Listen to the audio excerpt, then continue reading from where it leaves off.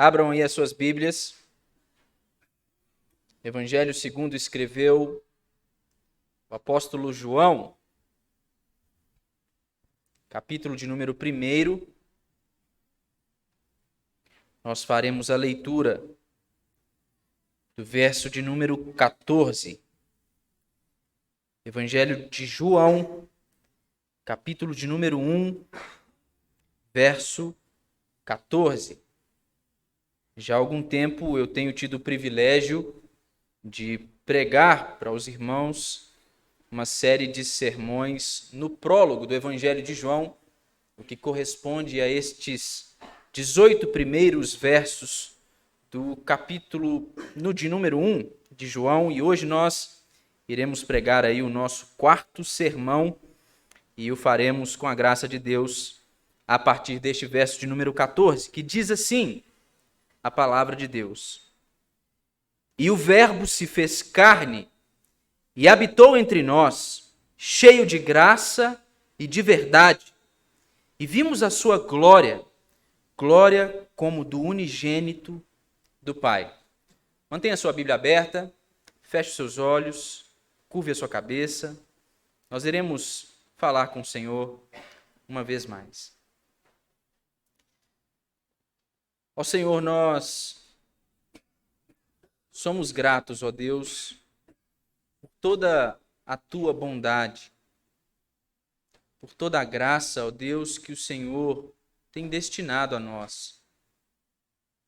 Nós somos gratos ainda mais por reconhecermos quem nós somos, por sabermos, ó Deus, que somos pecadores, que nós não poderíamos, por nós mesmos, por nossa própria vontade, fazer aquilo que era necessário para que então, ó Deus, nós fôssemos redimidos, salvos, nós fôssemos arrancados, ó Deus, do nosso estado de rebelião, no qual nós estávamos separados do Senhor, para que então nós fôssemos unidos novamente ao Senhor, através do Teu Filho Jesus.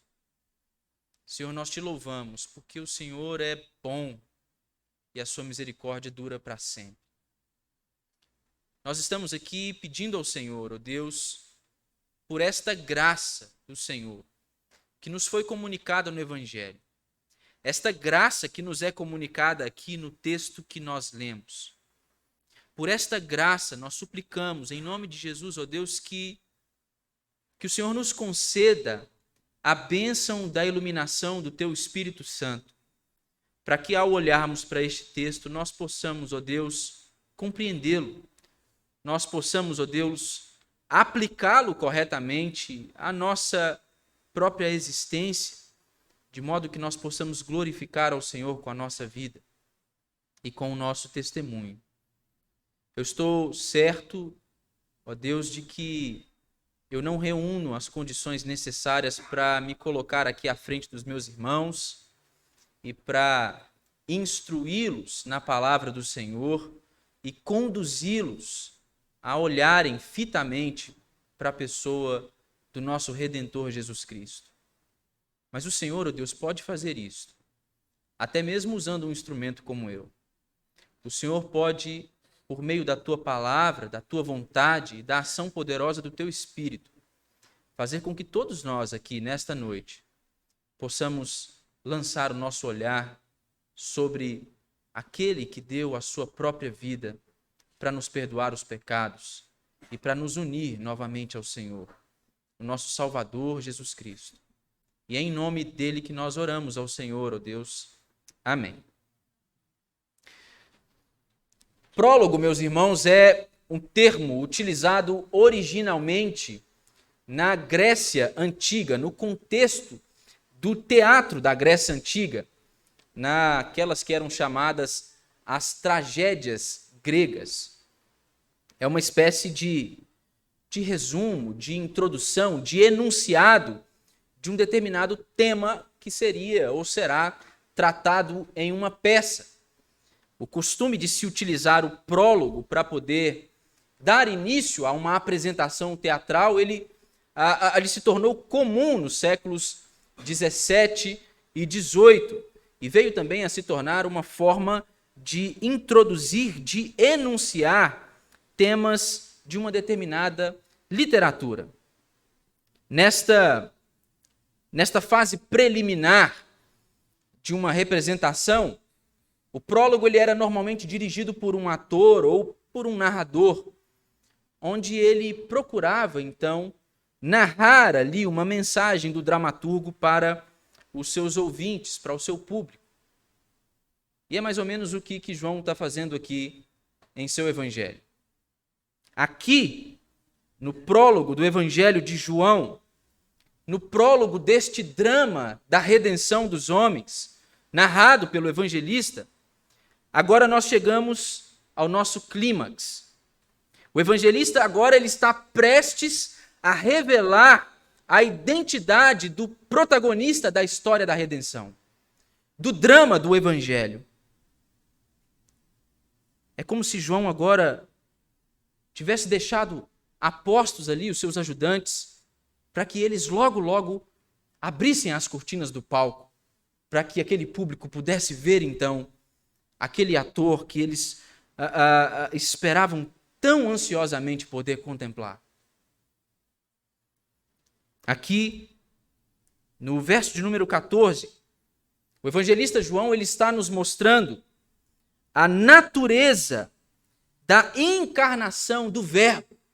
O Verbo que estava com Deus e que era Deus, o Verbo que foi o agente de Deus na criação de todo o cosmos, como nós vimos nos 3 primeiros versos deste primeiro capítulo. Este Verbo, esta palavra de Deus, que na antiga dispensação ela veio em forma de revelação especial ao povo de Israel, na lei, nas profecias, em teofanias e atos de misericórdia e justiça, em palavras de sabedoria. Este Verbo, o ungido, anunciado pelos profetas, nas palavras do próprio João, este Verbo se fez carne e habitou entre nós. É para este evento aqui que as afirmações anteriores do prólogo, todos os 13 versículos anteriores, estavam levando os leitores deste evangelho de João. Aqui o evangelista ele está preocupado em enfatizar em seu evangelho que Deus ele se revelou de muitas maneiras desde o princípio. Mas agora ele decidiu revelar-se aos homens em uma pessoa humana, histórica e real, e ele fez isso quando o Verbo se tornou carne. O que João está nos mostrando aqui é que quando o Verbo se tornou carne, Deus se fez homem. João ele iniciou o seu evangelho aqui nos apontando a realidade da existência eterna do Verbo em sua glória pré-encarnada. E agora, neste momento aqui, quando nós chegamos neste que é o clímax desta narrativa do prólogo do Evangelho de João, nós vamos ver o evangelista agora anunciando o que seria como o encontro do eterno com aquilo que é temporal. João está nos mostrando aqui, irmãos, que Deus, o próprio Deus, encarnado, pisou o chão deste mundo caído. João está nos mostrando aqui que Deus, ele vestiu a nossa miséria para que então ele pudesse nos revelar a sua glória. E é o próprio João que testemunha isso. Era uma testemunha ocular. E ele vai dizer o quê? Ao fim deste verso 14, nós vimos a sua glória. Glória como do unigênito do Pai. Em todo o Antigo Testamento, mas mais especificamente durante o Êxodo, nós vemos ali o modo como Deus se relacionava com o seu povo. E durante o êxodo do povo de Israel, que vagou ali pelo deserto rumo à terra prometida, Deus ele ordenou ao povo de Israel, que edificasse para ele um tabernáculo. E este tabernáculo, que o povo deveria levantar, segundo a ordem de Deus, ele seria ali o lugar onde Deus haveria de encontrar-se com o seu povo. Seria o lugar onde Deus haveria de habitar com o seu povo no deserto. No capítulo de número 40 de Êxodo, nós vamos ver ali que, tendo sido tudo preparado de acordo com aquilo que Deus havia estabelecido como padrão, todos os utensílios prontos, todos os móveis prontos, tudo aquilo que Deus havia ordenado finalmente feito, no capítulo 40 agora Deus vai ordenar a Moisés que ele arme a tenda do tabernáculo, que ele levante o tabernáculo. Então o texto do Êxodo vai nos mostrar que Moisés faz exatamente conforme o Senhor lhe havia ordenado. E quando nós lemos no texto do Êxodo este levante do tabernáculo no deserto, no verso 34 do capítulo 40, a palavra de Deus vai dizer que, estando acabada a obra, a glória do Senhor encheu o tabernáculo. A glória de Deus era esta manifestação visível, era a glória de Deus, esta autorrevelação do próprio Deus ao seu povo. E no passado, Deus esteve presente entre o seu povo no tabernáculo, como nós podemos ver no livro do Êxodo. Mas, mais tarde, Deus também veio a estar presente no meio do seu povo, no templo que foi erigido por Salomão. Mas agora, o que João está nos mostrando aqui é que Deus ele estabeleceu a sua habitação entre o seu povo, não mais em um santuário construído em um determinado lugar, não mais em tendas que deveriam ser desmontadas e montadas à medida que o povo caminhasse pelo deserto. O evangelista João está nos mostrando que Deus agora estabeleceu a sua habitação entre o seu povo na pessoa de Jesus Cristo, no Verbo que se fez carne. O autor aos Hebreus, no capítulo 1, nos 3 primeiros versos, ele vai descrever a revelação de Deus por intermédio de Cristo Jesus. E ele vai nos dizer que, havendo Deus outrora falado muitas vezes e de muitas maneiras aos pais pelos profetas, nestes últimos dias nos falou pelo Filho. É o que o autor aos Hebreus vai dizer. E ele vai prosseguir e ele vai afirmar que Jesus Cristo, o Filho unigênito de Deus, ele é o resplendor da glória de Deus e é a expressão exata do seu ser. Neste texto que nós lemos aqui, nós vamos encontrar diversas alusões à presença de Deus junto ao povo de Israel no Êxodo. E o propósito de João ao fazer isso aqui é justamente situar Jesus no final e no ápice do espectro da autorrevelação de Deus ao seu povo. A mensagem de Deus aqui para nós, meus irmãos, através do evangelista João, é que na encarnação do Verbo, a glória de Deus, ela estabeleceu a sua habitação entre os homens uma vez mais. A mensagem de João aqui em seu evangelho é que Jesus ele tornou-se o tabernáculo de Deus no mundo. É justamente este termo que ele vai usar quando ele vai dizer que o Verbo habitou entre nós. Ele vai dizer que ele tabernaculou entre os homens. É isto que o verbo utilizado aqui indica. Observe aí o texto que nós lemos. No primeiro momento, o evangelista João vai nos afirmar que o Verbo se fez carne. Ele inicia com essa declaração.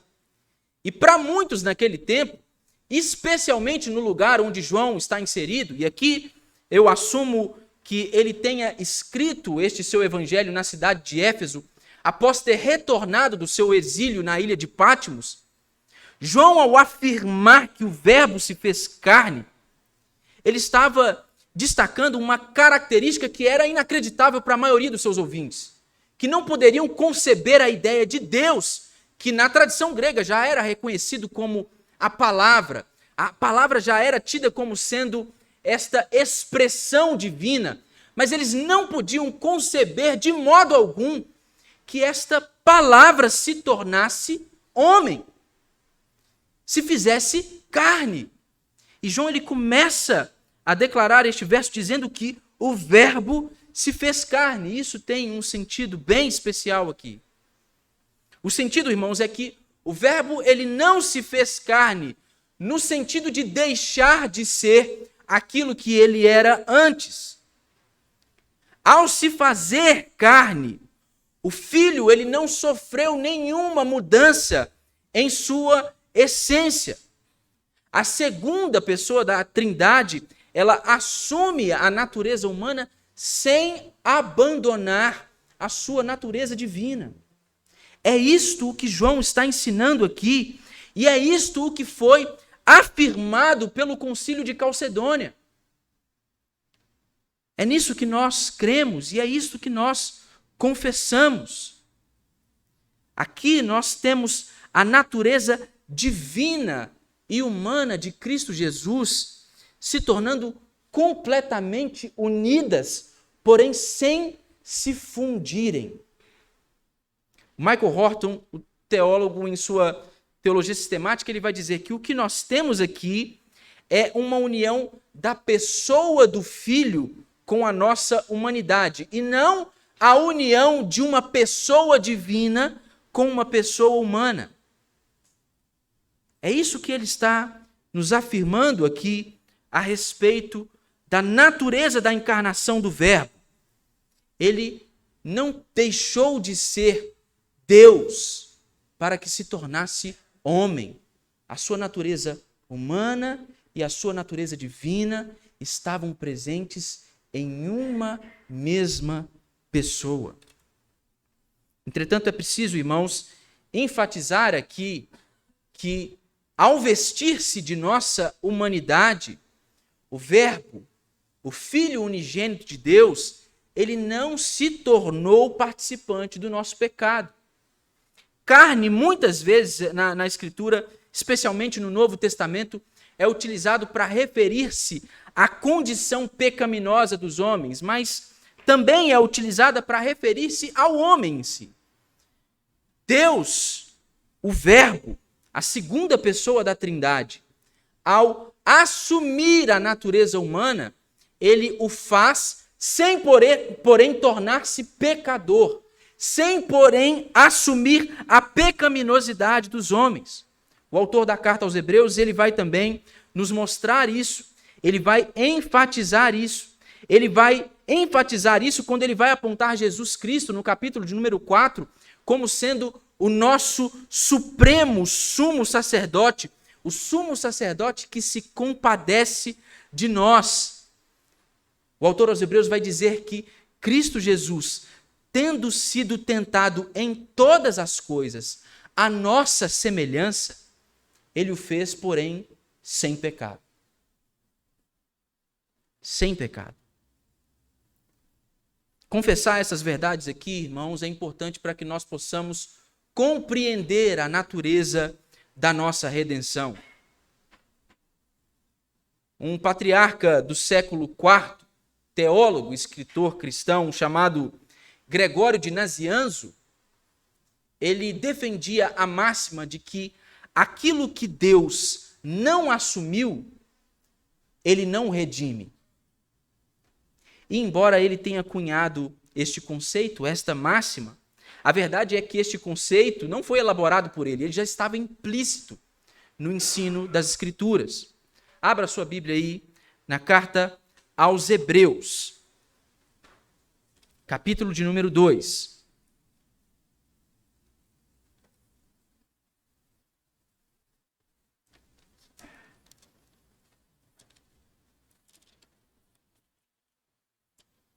Hebreus capítulo de número 2, eu lerei dos versos de número 10 a 18. Veja aí o que nos diz o autor da carta aos Hebreus. Ele diz assim: porque convinha que aquele por cuja causa e por quem todas as coisas existem, conduzindo muitos filhos à glória, aperfeiçoasse por meio de sofrimentos o autor da salvação deles. Pois tanto o que santifica como os que são santificados, todos vêm de um só. Por isso é que ele não se envergonha de lhes chamar irmãos, dizendo: a meus irmãos declararei o teu nome, cantar-te-ei louvores no meio da congregação. E outra vez, eu porei nele a minha confiança, e ainda, eis aqui estou eu e os filhos que Deus me deu. Visto, pois, que os filhos têm participação comum de carne e sangue, destes também ele, igualmente, participou, para que por sua morte destruísse aquele que tem o poder da morte, a saber, o diabo, e livrasse todos que, pelo pavor da morte, estavam sujeitos à escravidão por toda a vida. Pois ele, evidentemente, não socorre anjos, mas socorre a descendência de Abraão. Por isso mesmo, convia que, em todas as coisas, se tornasse semelhante aos irmãos, para ser misericordioso e fiel sumo sacerdote nas coisas referentes a Deus, e para fazer propiciação pelos pecados do povo. Pois, naquilo que ele mesmo sofreu, tendo sido tentado, é poderoso para socorrer os que são tentados. Se os seres humanos caídos, eles precisam ser salvos, então era preciso que Deus, através dos sofrimentos, ele aperfeiçoasse o autor da salvação. É isso que o autor aos Hebreus está dizendo. Isso corrobora a máxima de Nazianzo. O que Deus não assumiu, ele não redime. Era preciso, irmãos, que o Verbo se tornasse como um de nós. Se fizesse homem, assim como nós somos. O que o evangelista quer nos mostrar aqui, ao afirmar que o Verbo se fez carne, é que Deus ele vestiu a nossa humanidade, exceto o nosso pecado, para poder tornar-se conhecido, final e definitivamente, em um homem real e histórico. Esta é a verdade poderosa que está presente na afirmação do evangelista João. Quando nós vamos à carta do apóstolo Paulo aos Filipenses, no capítulo de número 2, nós vamos ver ali o que o apóstolo narra como sendo o relato da humilhação de Cristo. Na teologia sistemática, o ato de Deus, do Verbo encarnar-se, é considerado como um dos estágios da humilhação de Cristo Jesus. Lá, o apóstolo Paulo vai dizer que, embora fosse Deus, ele não tomou por usurpação ser igual a Deus, mas ele humilhou-se, tornando-se à semelhança de homem, como um de nós, como um servo, e obedeceu ao Senhor até a morte, e morte de cruz. Embora, na realidade da encarnação do Verbo, irmão, Jesus, ele não tenha assumido a nossa pecaminosidade, ele sofreu em seu próprio corpo com todos os efeitos da maldição do pecado. Jesus se cansava. Jesus sentia dores. Jesus adoecia. Jesus experimentou o que é envelhecer. Cristo Jesus, ele assistiu no seu próprio corpo, na sua própria experiência, o que é assistir à morte chegando dia após dia. E fato é que Jesus experimentou os efeitos do pecado da forma mais terrível, assumindo o nosso lugar, ao oferecer a si mesmo como oferta de propiciação pelos pecados. Ele morreu por nós. Ele sofreu a dura condenação da ira de Deus sobre o pecado, aquilo que nós não poderíamos suportar. Esta é a realidade da encarnação do Verbo. O Verbo que estava com Deus e que era Deus, se humilhou a tal ponto por amar o seu povo, para se revelar ao seu povo. A afirmação seguinte do evangelista está logo após esta primeira afirmação de que o Verbo se fez carne. O evangelista João agora vai afirmar que este Verbo encarnado, este Verbo que se fez carne, ele habitou entre nós. E esta afirmação aqui do evangelista João não deve ser considerada e ser recebida como mera repetição daquilo que ele havia afirmado anteriormente. A ideia que está presente aqui nesta afirmação de que o Verbo habitou entre nós é a ideia de que o Verbo, ao assumir a natureza humana, ele estabeleceu por um tempo a sua tenda entre os homens e viveu entre eles. O Verbo tabernaculou entre os homens. É isto que João está afirmando. E esta afirmação aqui é uma das afirmações que remonta ao Antigo Testamento, que leva o nosso olhar para o Antigo Testamento e mais especificamente para os episódios narrados no livro de Êxodo, quando o povo de Israel caminhava pelo deserto. O tabernáculo, como eu disse aos irmãos anteriormente, ele foi levantado por ordem de Deus para que ele fosse como que a sua morada junto com o povo, para que ali naquele tabernáculo ele pudesse manifestar a sua presença no meio do seu povo. E fica implícito aqui que naquele tempo Deus manifestou a sua presença ao povo, tanto na tenda que Moisés levantou, como também posteriormente no templo que foi erigido por Salomão. Mas agora João está dizendo que o Verbo que se fez carne, ele habitou entre nós. Ele fixou residência na terra, mas ele o fez agora em um sentido mais pleno. Ele o fez na pessoa do Verbo que se fez carne. João, no verso 14 aqui, está nos dizendo que Jesus ele tornou-se este tabernáculo de Deus no mundo. O que nós aprendemos, meus irmãos, ao longo de toda a narrativa da história da redenção, é que Cristo Jesus, ele é o templo para o qual todos os templos anteriores apontavam. Desde a habitação da presença de Deus no jardim do Éden, até a sua habitação no tabernáculo do povo de Israel, no Êxodo, e também no templo, todas estas habitações, todas estas estruturas prefiguravam aquilo que Jesus haveria de ser e de se revelar como sendo. Cristo Jesus, ele é o templo para o qual todos os demais apontavam. Isso fica claro para nós porque Jesus, diversas vezes em seu ministério, ele vai afirmar, ele vai demonstrar que agora o perdão vinha por intermédio dele. Se vocês se lembrarem do episódio narrado no capítulo 9 de Mateus, em que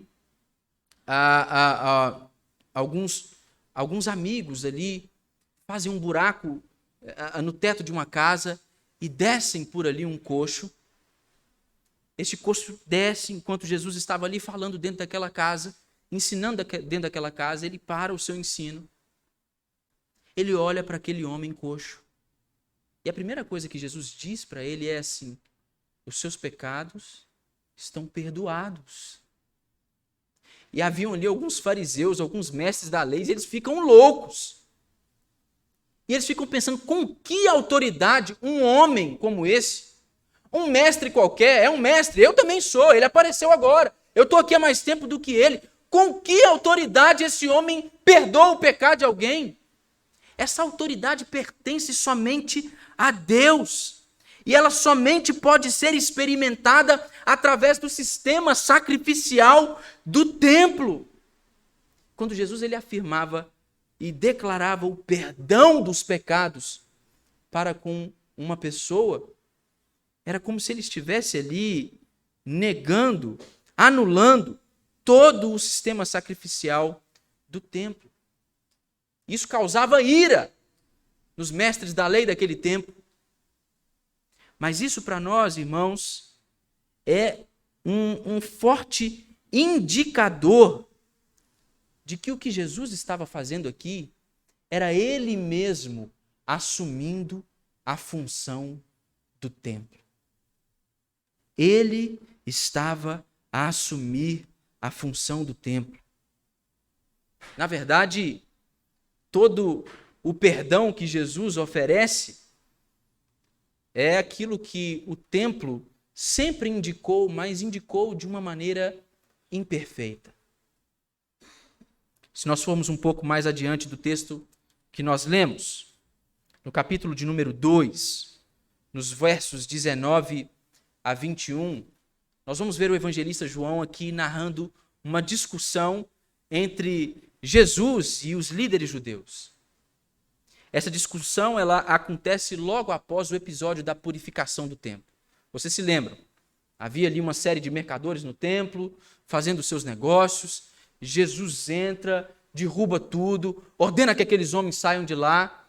E depois que ele faz tudo isso, alguns líderes judeus vão virar para ele e vão pedir que ele mostrasse algum sinal de que ele tinha autoridade para poder purificar o templo. Era como se aqueles judeus, na verdade, estivessem dizendo assim: quem que você é para fazer isso? Que autoridade você tem para poder fazer isso? Se você tem algum, mostre um sinal para nós. Mostra-nos um sinal dessa tua autoridade. E aí o verso 19 vai narrar aquela que vai ser a resposta de Jesus para esta indagação dos líderes judeus. Jesus vai dizer assim: destruí esse santuário e em 3 dias o reconstruirei. A narrativa vai continuar aqui e eu posso imaginar que esses líderes ficaram loucos. Eles ficaram atordoados. Eles não podiam conceber, para eles era um absurdo ouvir aquilo. E aí eles vão dizer: mas como que esse templo sendo destruído, você vai levantá-lo em 3 dias? Ele levou 46 anos para poder ser levantado. E você vai levantá-lo com 3 dias. O texto vai seguir. E nós vamos ver que o que eles não haviam entendido é que Jesus estava falando de si mesmo. Ele estava falando do seu próprio corpo. Ele estava referindo-se, assumindo para si a função do templo. Era isso o que ele estava a fazer. Jesus estava confirmando que ele seria o construtor do templo dos últimos tempos, ao levantá-lo na forma do seu próprio corpo, de acordo com tudo aquilo que as profecias haviam predito acerca do Messias, que edificaria o templo dos últimos dias. Este Messias havia chegado. Este Messias estava diante daquele povo. Este Messias estava prestes a inaugurar no seu próprio corpo o templo de Deus, o tabernáculo de Deus no mundo. E o que se segue imediatamente ao fato de que o Verbo se fez carne e habitou entre nós. Como consequência, o evangelista ele vai declarar que o Verbo que se fez carne e habitou entre nós, ele nos revelou a sua glória. Ele vai dar o seu próprio testemunho. Ele vai dizer lá no fim do verso 14: e vimos a sua glória, glória como do unigênito do Pai. Os termos que o evangelista João usa aqui no verso 14, um pouco antes do que acabamos de ler, que se referem a característica da habitação do Verbo no meio daqueles homens, ele vai dizer que o Verbo se fez carne e habitou entre nós, cheio de graça e de verdade. Estes termos, cheio de graça e de verdade, são termos aqui utilizados como referência a esta manifestação da glória de Deus no Verbo encarnado. Nesse caso aqui, o apóstolo João ele está dirigindo os seus leitores para os capítulos 33 e 34 de Êxodo. Lá é possível que vocês se lembrem que Moisés, logo após o problema da idolatria no arraial do povo de Israel, que havia ali levantado um bezerro de ouro, o povo havia pecado contra o Senhor e o Senhor havia retirado a sua presença do arraial e falou que não seguiria mais adiante do povo. Enquanto Moisés ali intercede pelo povo de Israel, o capítulo de número 33 vai nos mostrar Moisés implorando a Deus que lhe mostrasse a sua glória, que lhe revelasse a sua glória. E o Senhor o responde. E o Senhor responde a Moisés, dizendo que ele faria passar toda a sua bondade diante de Moisés. E então, ao fazer isso, ele iria proclamar o seu próprio nome a Moisés. E ao proclamar o seu nome a Moisés, o que o Senhor fez foi revelar a sua suprema bondade. Abra aí a sua Bíblia, capítulo de número 34 de Êxodo. Versos de número 5 a 7. Veja o que nos diz esse texto. Êxodo 34, versos de número 5 ao verso de número 7. Diz assim a palavra de Deus: Tendo o Senhor descido na nuvem, ali esteve junto dele e proclamou o nome do Senhor. E passando o Senhor por diante dele, clamou: Senhor, Senhor, Deus compassivo, clemente e longânimo, e grande em misericórdia e fidelidade, que guarda a misericórdia em 1000 gerações, que perdoa a iniquidade, a transgressão e o pecado, ainda que não inocenta o culpado, e visita a iniquidade dos pais nos filhos e nos filhos dos pais, até a 3ª e 4ª geração. Quando o Senhor revela a sua glória a Moisés, ele a revela naquela forma que ela se apresenta como sendo a sua benevolência, a sua suprema bondade. As palavras que são traduzidas no texto do Êxodo, do hebraico para misericórdia e fidelidade, elas são repetidas diversas vezes no Antigo Testamento para poder demonstrar, para explicar a natureza da bondade que é a glória de Deus. E as duas palavras que o evangelista João utiliza aqui no verso 14, estas palavras graça e verdade, que são utilizadas aqui para poder se referir à glória de Deus manifesta no Verbo, elas aqui remontam à mesma ideia de misericórdia e fidelidade. O que João está mostrando para a gente aqui? João está nos mostrando aqui, irmãos, que a glória revelada a Moisés quando o Senhor passou diante dele e falou para ele o seu nome, esta glória que se manifestou como sendo a bondade de Deus e é caracterizada por inefável graça e verdade, esta glória era exatamente a mesma glória que João e seus amigos haviam contemplado na face do Verbo.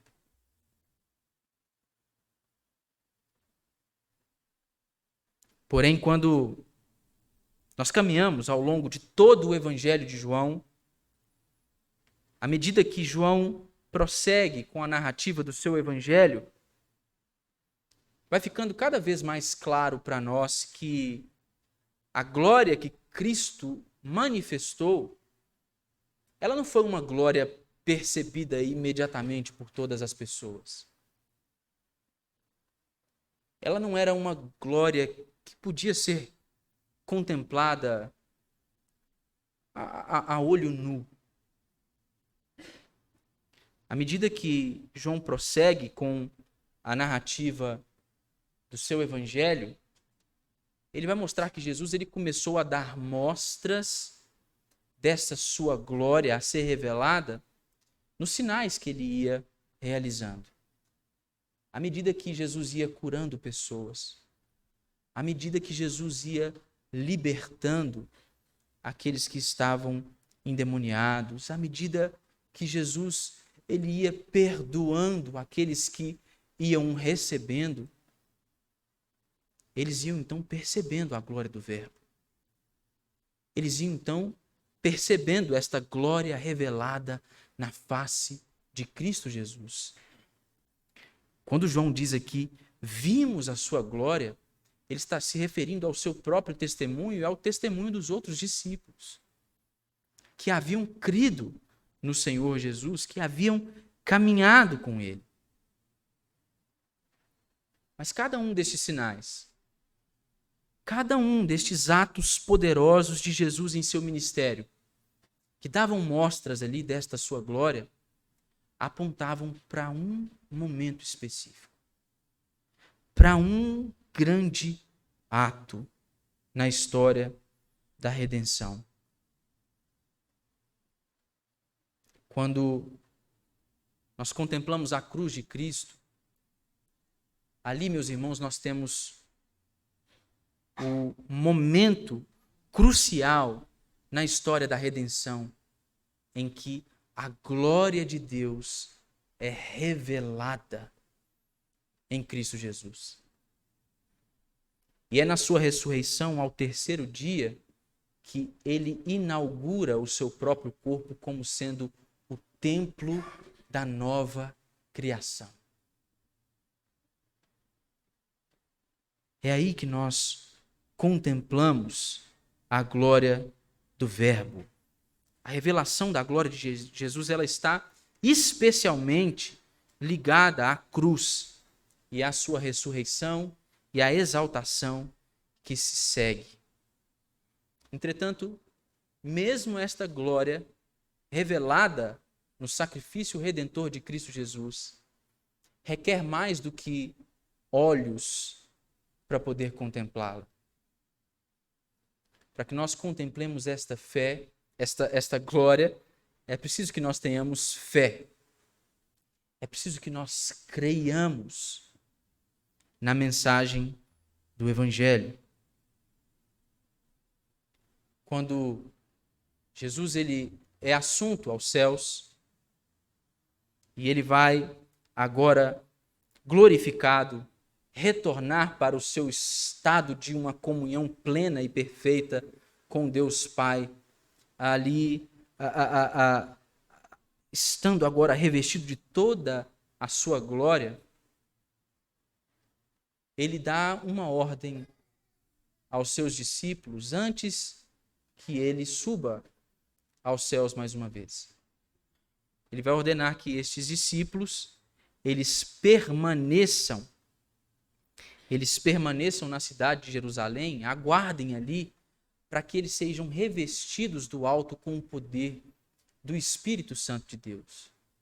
E o que é, você pode se perguntar, que tudo isso tem a ver com a realidade de Cristo Jesus como sendo o templo levantado por Deus para a manifestação da sua glória. Não poucas vezes, nas cartas no Novo Testamento, especialmente, nós vamos ver o apóstolo Paulo e Pedro e João também, referindo-se aí desta maneira, eles vão dizer que a igreja Eles vão se referir à igreja como sendo o templo de Deus. E aí você pode perguntar, mas Jesus é o templo. Você está pregando o tempo inteiro aqui dizendo que Jesus é o templo. Como que a igreja também é o templo? É aí que nós compreendemos aquilo que nós já ouvimos aqui sendo ensinado para nós algumas vezes. A natureza da nossa união mística com Cristo. Quando Jesus ressurge dos mortos, ele inaugura em seu próprio corpo o templo da nova criação. As Escrituras, os apóstolos vão nos ensinar que o seu povo foi unido a ele em sua morte e em sua ressurreição. E quando este povo foi revestido pelo poder do alto, quando este povo recebeu o Espírito Santo, este povo passou a ser no mundo a expressão desta glória que estava sendo revelada no Verbo encarnado que é Cristo Jesus. Cristo Jesus, ele nos uniu em seu próprio corpo. É por isso que Paulo, quando está escrevendo lá a Timóteo, ele vai chamar a igreja de a casa de Deus. É porque agora nós gozamos deste relacionamento, desta presença gloriosa dentro de nós através da habitação do Espírito Santo. Mas existe ainda uma outra realidade, irmãos. Uma outra realidade que nos é apontada ao longo de todo o drama da redenção. Quando nós vamos para o livro do próprio João, o livro do Apocalipse, nos capítulos 21 e 22. Agora, João ele nos aponta em sua visão para um templo cósmico. Um templo definitivo do qual nós, unidos a Cristo, somos um prenúncio neste mundo. Ele vai apontar para uma realidade, para a realidade da nova criação, onde a habitação da presença gloriosa de Deus no meio do seu povo não vai ser mais uma habitação espiritual como a que nós vivemos hoje. João ele viu um trono no meio da cidade. E a palavra vai nos ensinar em Apocalipse que Deus ele vai descer para habitar com o seu povo. E nós então veremos a face de Deus na face de Cristo. É para esta realidade que toda a Escritura nos aponta. Quando o profeta Ageu, no momento em que as pessoas estavam se reunindo ali para poder reconstruir o templo de Salomão que havia sido destruído, ele profetiza que a glória da segunda casa seria maior do que a primeira. Meus irmãos, Ageu não estava falando do templo que foi construído em Jerusalém posteriormente à destruição do templo de Salomão.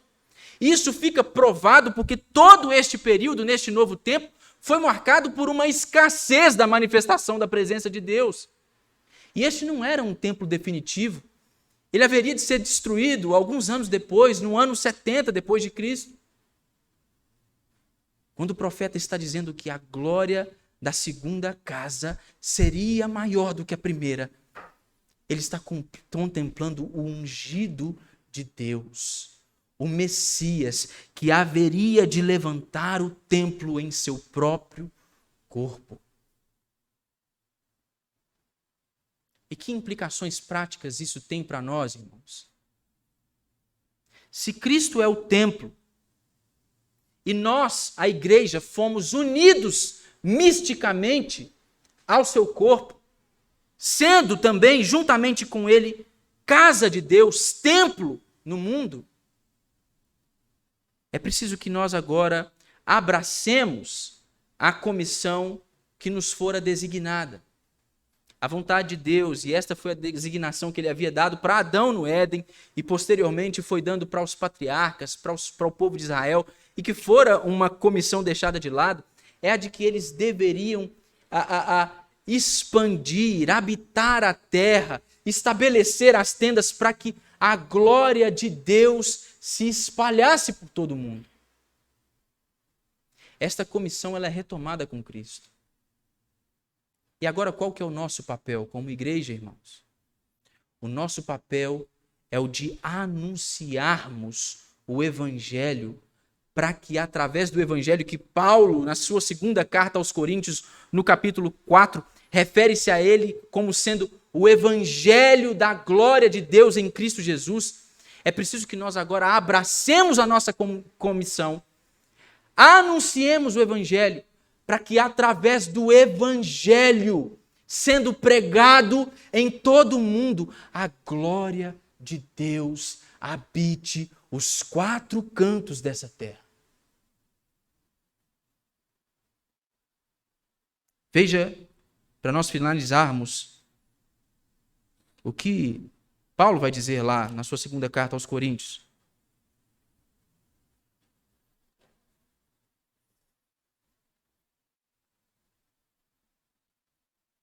Ele vai dizer assim, verso de número 3, capítulo de número 4. Mas se o nosso evangelho ainda está encoberto, é para os que se perdem que está encoberto, nos quais o Deus deste século cegou o entendimento dos incrédulos, para que lhes não resplandeça a luz do evangelho da glória de Cristo, o qual é a imagem de Deus. Porque não pregamos a nós mesmos, mas a Cristo Jesus como Senhor, e a nós mesmos como vossos servos, por amor de Jesus.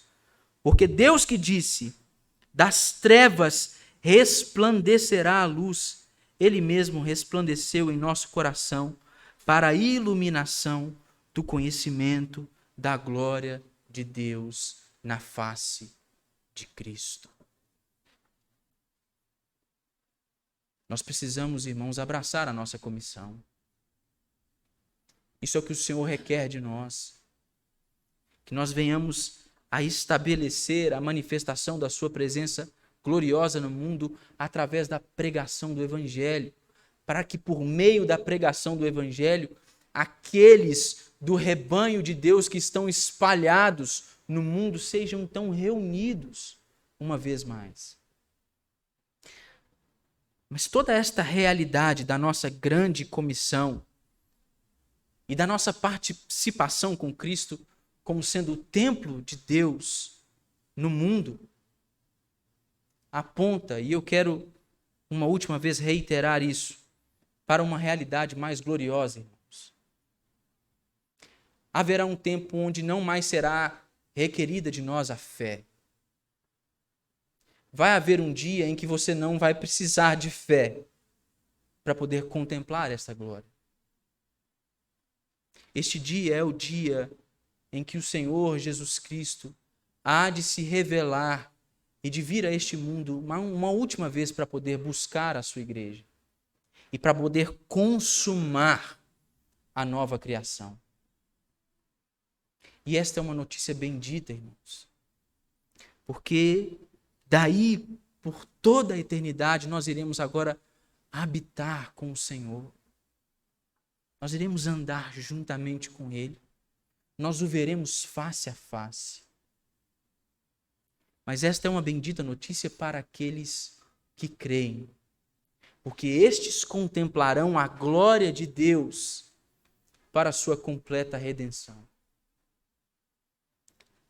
Mas haverão também aqueles que, à semelhança dos que foram narrados nos versos anteriores ao que nós lemos em João, aqueles que rejeitaram verbos, eles também irão contemplar a glória de Cristo.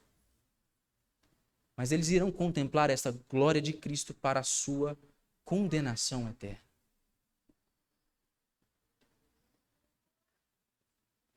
E em que lugar nós estamos? Com que olhos nós contemplaremos a glória de Cristo Jesus? Nós o veremos para a nossa redenção? Ou nós o veremos rasgando os céus para a nossa condenação? Talvez alguns de vocês que estejam aqui não tenham ainda crido nesta realidade do Evangelho, da glória de Deus na face de Cristo. Talvez tenham rejeitado o Verbo. Não tenham aceitado que, de fato, Cristo Jesus é aquilo que ele diz ser. O Messias, o ungido de Deus. O templo da nova criação. A exata expressão do ser de Deus. Mas talvez você que se encontre nessa condição tenha ouvido a mensagem do Evangelho e tenha, em alguma medida, contemplado essas verdades. Mas talvez você tenha contemplado isso. Mas o fato de estar onde você está faz com que você se sinta indigno, incapaz de levantar o seu olhar para contemplar a face de Cristo Jesus. Eu quero lembrá-lo, se você se encontra nessa condição, meus irmãos, aquilo que João nos disse nesse texto. O Verbo que se fez carne e habitou entre nós e revelou a sua glória entre os homens. Ele expressou a essência do seu ser, cheio de graça e de verdade. Existe graça disponível para nós hoje, irmãos. É possível que nós levantemos os olhos da fé e contemplemos a glória do Verbo que se fez carne.